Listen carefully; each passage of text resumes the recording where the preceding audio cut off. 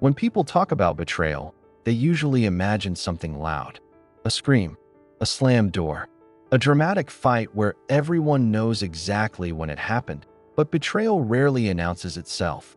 Most of the time, it arrives softly, wrapped in opportunity, smiling politely, shaking your hand. And by the time you realize what it really is, you're already inside. That I was 35 years old when I got the call. That I remember exactly where I was sitting. My small kitchen table, laptop open, coffee already cold. I had been refreshing my inbox all morning, pretending not to care, telling myself I'd be fine even if nothing came of it. Then the email arrived at a well-known Italian company, a recognizable name, a position that matched my skills perfectly. SEO copywriter and social media manager. I felt my shoulders finally drop, just a little. That quiet relief you feel when you think, maybe this is it. Maybe I can breathe now. Up until then, my career had been built on discipline, long hours, learning on my own, constant improvement. I took pride in my work, not the loud kind of pride, but the quiet kind that comes from knowing you deliver results and never miss a deadline. When they invited me in for interviews, I walked into that office with hope. The building was modern, clean, confident, glass walls, polished floors, smiling people who looked busy in important ways. I met Big Boss, the general manager. First, he had that specific kind of charm, the type that feels rehearsed but effective. Firm handshake, direct eye contact, a smile that stayed just long enough to feel intentional. Then there was Mini Boss, slightly younger, slightly more nervous, the kind of man who talks fast and laughs a bit too much at his own jokes. He clearly enjoyed authority, even if it didn't sit naturally on him. They praised my experience. They complimented my portfolio. They nodded while I explained strategies, analytics, long-term growth plans. I could see it in their faces. She knows what she's doing. That felt good. Then came the contract. Or rather, the lack of one. They explained it casually, like it was no big deal. You'll work with us as a freelancer, Mini Boss said, waving his hand dismissively. You'll need to open a VAT number, Partita IVA. Something tightened in my chest. I asked questions. Calmly, carefully. What about working hours? What about exclusivity? What about employee protections?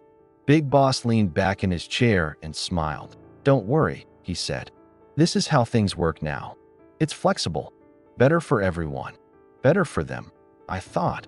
But I didn't say it out loud. I hesitated. I knew enough about labor law to understand this wasn't right. A freelancer doesn't work 8 hours a day, 5 days a week, exclusively for one company. That's not freelance, that's employment. Without protection. I voiced my concern. Mini Boss nodded sympathetically, like a man pretending to listen. You'll find more connections through us, he said. More clients, more opportunities. I waited for that part to sound convincing. It didn't. But I told myself something else instead. Be practical. You need stability. You can't afford to say no. I agreed. I opened the VAT number. I signed what little paperwork there was.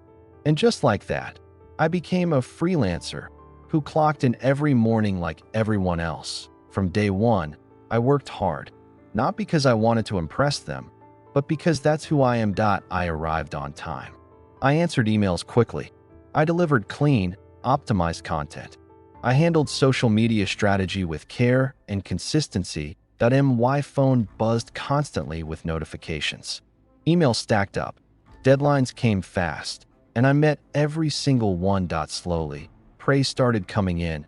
Emails from management, messages from customers, compliments forwarded from other departments. Great work. Excellent results. Very professional. I saved those messages, not out of arrogance, but because something in me whispered, keep proof. Just in case. At the time, I didn't know why. Then I noticed them. The Mini Boss's girlfriend. The Big Boss's mistress. Yes. Mistress, everyone knew. No one said it out loud. They were both on payroll, both highly protected, and both painfully incompetent. Their mistakes were constant. Wrong data, missed deadlines, sloppy work, and somehow, that work always landed on my desk. I'd open my inbox in the morning and feel my jaw tighten. Another mess to clean up. Another problem I didn't create. When I tried to point out issues, calmly, professionally, I was met with silence. Or worse, annoyance. Once, during a meeting, I corrected an obvious error that had already cost the company money. The room went quiet. Mini boss shot me a look that said, "You've said too much." I realized something then. Competence wasn't what mattered here. Loyalty wasn't either. Connections were, and I didn't have the right ones. Still, I kept working. Because what choice did I have? 7 months passed like this. 7 months of unpaid overtime. 7 months of swallowing frustration. 7 months of pretending everything was fine. Then one morning, Mini Boss asked me to talk. No warning. No email. Just a quiet request. His office felt smaller that day. The air heavier. He didn't sit down. "Your services are no longer required," he said flatly. For a second, I didn't understand the words. They floated in the room, disconnected from meaning. "What?" I asked. He avoided my eyes. "It's a decision from management. No notice. No explanation. No paperwork. Illegal." I asked to speak with Big Boss. Request denied. That was the moment something inside me went cold. Not angry. Not emotional. Clear. I smiled. It surprised him. "This isn't over," I said quietly. His face changed, just for a second. "Are you threatening the company?" he asked, suddenly nervous. I met his eyes. "Threats are for people who aren't sure they'll win," I said. "I'm making a promise. It's just a matter of time." I walked out of that building with my bag on my shoulder and my heart pounding.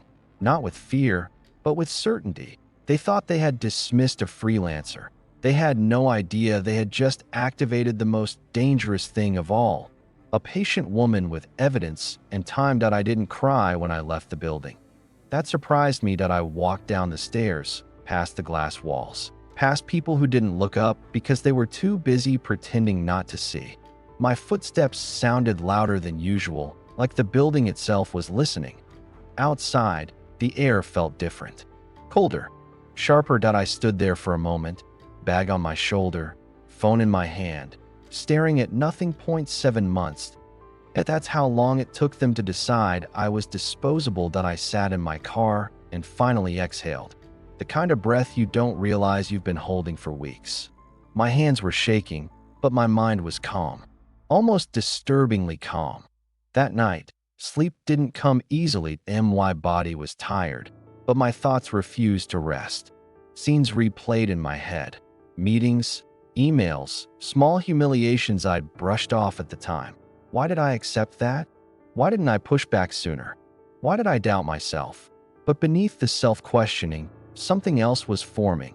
Clarity. I opened my laptop and started organizing files. First, I told myself I was just cleaning up, closing a chapter. But my fingers moved with intention. Emails praising my work. Messages confirming deadlines. Invoices that matched employee-level workloads. Chats assigning me tasks late at night. I created folders, dates, names, topics. Each click felt grounding. Each save file reminded me I wasn't imagining things. I remembered the VAT number conversation. "Don't worry," Big Boss had said. Funny how people say that right before doing something they know is wrong. The next day, reality hit harder. No income. No notice. No safety net. I sat at my kitchen table again, the same one where I'd read the hiring email months earlier, and stared at my coffee as it went cold. That's when the anger arrived. Not explosive. Not dramatic. It was slow and heavy, like pressure building underwater. They had used me, not just for work, but for silence. They assumed I'd be embarrassed, afraid, grateful it lasted as long as it did. They assumed wrong. I called a lawyer. I didn't expect much. Maybe confirmation that the situation was unfair, but untouchable. Companies like that always seem untouchable. The lawyer listened quietly as I explained everything. She didn't interrupt. She didn't rush me. When I finished, there was a brief pause. Then she said, "This isn't just wrong. It's illegal." Something loosened in my chest. She explained it slowly, clearly. Fake freelance contracts. Exclusive employment. Fixed hours. No written termination. Violation after violation. And if you have proof, she added, they're in serious trouble. I looked at my neatly labeled folders. I do. I said that we sent the first official communication to the company. Professional. Calm. Precise. No accusations. Just facts. What happened next still makes me smile. Instead of responding through their lawyer, Big Boss replied personally. A long email. Angry. Defensive. Careless that he insulted me. Questioned my competence. Attacked my character. Dismissed my intelligence. Sentence after sentence. Dripping with arrogance that I read it twice. Then I forwarded it to my lawyer. She called me laughing, not amused, but impressed. He just handed us gold. She said that I pictured Big Boss at his desk, typing furiously, convinced he was asserting dominance. He had no idea he'd just documented his own downfall. Weeks passed, then months. Italian bureaucracy moves slowly, painfully slowly. Paperwork. Waiting. Silence. But something important was happening during that time. I wasn't just waiting. I was building. Every message. Every invoice. Every contradictory instruction that I reconstructed 7 months of my life into something solid. Something undeniable. 200 pages. Not emotional. Not dramatic. Just facts. And facts are ruthless. 1 year after they fired me, right in the middle of Christmas holidays, my lawyer submitted the dossier. Less than a week later, my phone rang. It was their lawyer. His voice was polite. Careful. He didn't threaten. He didn't argue. He asked a single question. How much are you willing to settle for? I closed my eyes. I remembered Mini Boss's nervous face. Big Boss's smug smile. 7 months of swallowing my voice. With my lawyer, I said calmly, we'll let you know. When I hung up, my hands were steady. They finally understood something. This wasn't a freelancer they could erase. This was a woman who kept receipts. After that call with their lawyer, the world felt strangely quiet. Not peaceful, just still, like the moment right after a storm passes, when the air hasn't decided what it wants to be yet. I didn't celebrate. I didn't smile. I sat at my kitchen table again. The same table that had witnessed every stage of this story, and let the silence settle. For the first time since they fired me, I wasn't reacting anymore. I was choosing. My lawyer and I met a few days later. She laid out the situation clearly. They know they're exposed, she said. That email alone would be ugly in court. Combined with your documentation, they don't want a judge anywhere near this. We reviewed everything one more time. Not because we needed to, but because precision matters when justice is finally within reach. Each page told the same story from a different angle. Fixed hours. Exclusive work. Direct orders. Public praise. Private exploitation. And then, silence when it mattered most. We discussed numbers, not emotionally. Strategically, this wasn't about greed. It was about acknowledgement. About forcing them to put a price on what they tried to take without consequence. We settled on a 5-figure amount. I remember the moment my lawyer sent the number. It felt anticlimactic, in dramatic music. No shaking hands, just a click. Their response came faster than I expected. They accepted that counteroffer. No argument, no outrage, just acceptance. That was when it really sank in. They knew. All that confidence, all that arrogance, gone. The people who had once denied me a conversation were now desperate to avoid one. Especially in front of a judge. As the hearing date approached, something strange happened inside me. The anger faded. Not because I'd forgiven them, but because anger requires energy, and I no longer needed it. I had moved into something colder, certainty. The day of the settlement hearing arrived. I dressed simply. Neutrally. I didn't want to look powerful. I wanted to look calm, because calm is terrifying to people who expect fear. The courtroom smelled faintly of old paper and disinfectant. My lawyer sat beside me, flipping through documents she already knew by heart. Across the room, my ex-bosses avoided eye contact. Big Boss looked smaller than I remembered, older, tired. Mini Boss kept adjusting his tie, his knee bouncing under the table like it had a mind of its own. The judge entered. She didn't rush. She didn't smile. She read, page after page. Silence filled the room, broken only by the soft sound of paper turning that I watched Big Boss's jaw tighten. When she finally spoke, her voice was measured. She congratulated my lawyer. Then she turned to me. She nodded once, a subtle gesture, but heavy with meaning.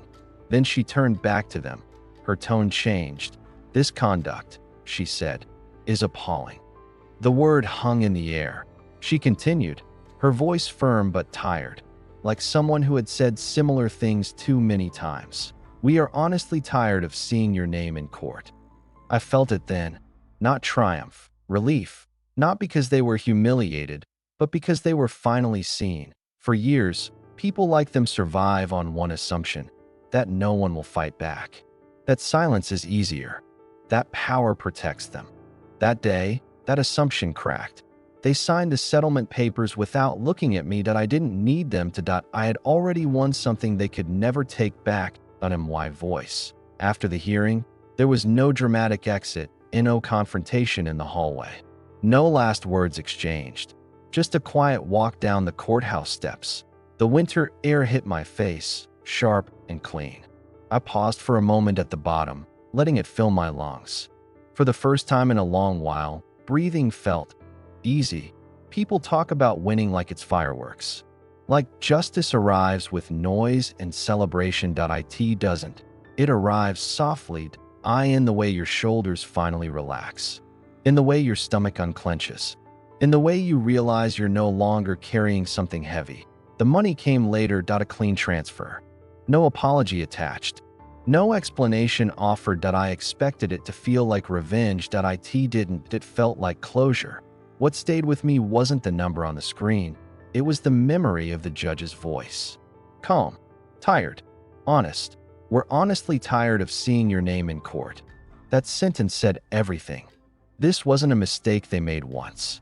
It was a pattern, and patterns only survive when no one interrupts them.